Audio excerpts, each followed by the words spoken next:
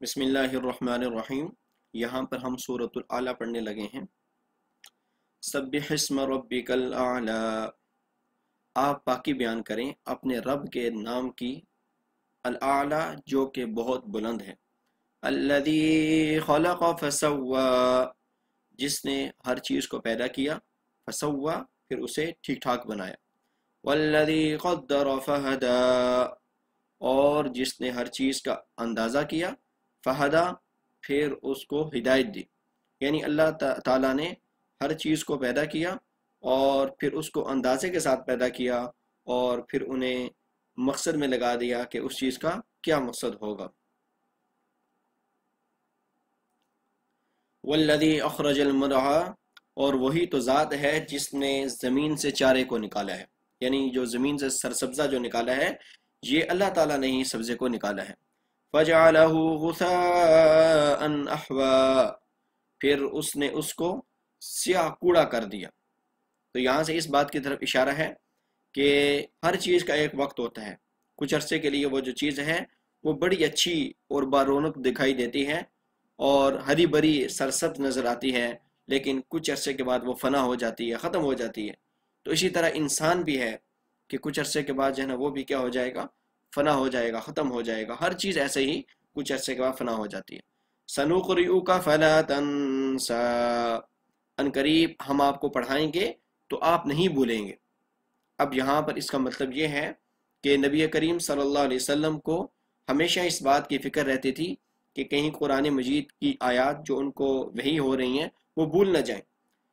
اس وجہ سے آپ صلی اللہ علیہ وسلم حضرت جبریل امین کے پیچھے پڑھتے تھے، تو ایک اور صورت کے اندر روک دیا گیا کہ آپ جلدی نہ کریں بلکہ اس کو یاد کرانا ہمارا کام ہے۔ تو یہاں پر بھی یہی مفہوم ہے کہ ہم آپ کو پڑھائیں گے تو آپ نہیں بھولیں گے، یعنی اللہ تعالیٰ تسلی دے رہے ہیں۔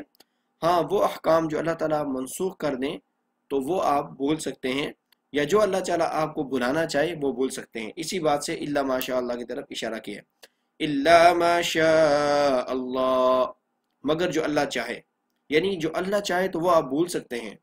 وہ آپ کو جو چیز یاد نہ رکھوانا چاہے تو وہ پھر آپ کو یاد نہیں رہے گی۔ تو یہ اللہ ماشاء اللہ سے اللہ تعالیٰ کی قدرت کی طرف بھی اشارہ ہے کہ اللہ تعالیٰ ہی قادر ذات ہے، جو آپ کو یاد رکھوانا چاہے، جو آپ کو بلوانا چاہے وہی ذات ہے، جو کچھ کرنا چاہے گی وہ ہو جائے گا۔ إِنَّهُ يَعْلَمُ الْجَهْرَ وَمَا يَخْفَى بے شک وہ ظاہری بات کو بھی جانتا ہے، وما یخفا اور جو چھپی ہوئی بات ہے اس کو بھی جانتا ہے۔ وَنُيَسِّرُكَ لِلْيُسْرَىٰ اور ان قریب ہم آپ کے لیے دین پر چلنا، شریعت پر چلنا آسان بنا دیں گے۔ اس کا یہ مطلب ہے کہ امت جو محمدی ہے اس کے لیے تو دین ویسے ہی آسان ہے، شریعت ویسے ہی آسان ہے، لیکن اللہ تعالیٰ ایسی آسانیاں پیدا کر دیں گے کہ دین پر چلنا مزید آپ کے لیے آسان ہو جائے گا۔ فَذَكِّرْ إِن نَفَعَتِ الذِّكْرَىٰ چنانچہ آپ نصیحت کریں، ان نفعت الذکر اگر نصیحت فائدہ دے۔ یعنی یہ مطلب ہے اس کا کہ اب کافر لوگ ہیں، اللہ تعالیٰ نے ان کے دلوں پر مہر لگا دی ہے، تو ان کو آپ اتنی زیادہ نصیحت نہ کریں کہ آپ پر گراں گزرے، کیونکہ اللہ تعالیٰ نے ہر ایک کے مقدر میں نصیحت حاصل کرنا نہیں رکھا۔ سَيَذَّكَّرُ مَن يَخْشَىٰ ان قریب وہ نصیحت حاصل کر لے گا، میں یخشا جو اللہ تعالیٰ سے ڈرتا ہے، یعنی جس کے اندر خوف خدا ہوگا، حق کی طلب ہوگی، وہ اس سے فائدہ حاصل کر لے گا۔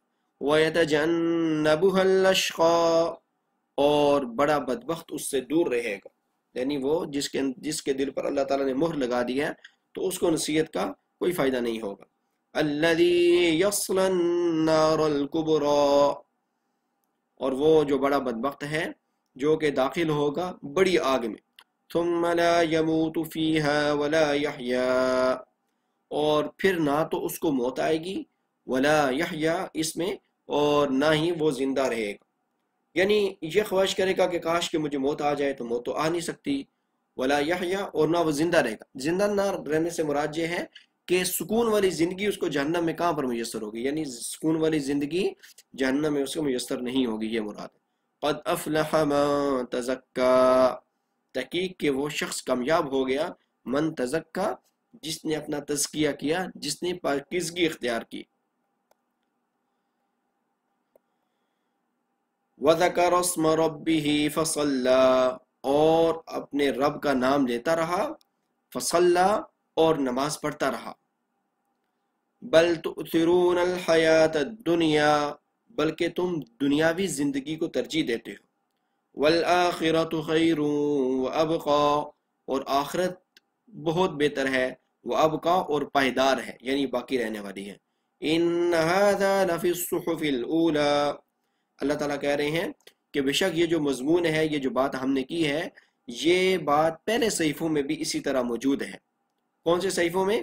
صحف ابراہیم و موسیٰ، حضرت ابراہیم اور موسیٰ علیہ السلام کے جو صحیفے تھے ان میں بھی یہ بات اور یہ مضامین ذکر تھے کہ تم دنیاوی زندگی کو ترجیح دیتے ہو اور آخرت تمہارے لیے بہتر ہے۔ تو یہ جو مضامین ہے، یہ جو مضمون ہے، یہ پہلے صحیفوں میں بھی اسی طرح موجود تھا جو بات تمہیں سنائی جا رہی ہے۔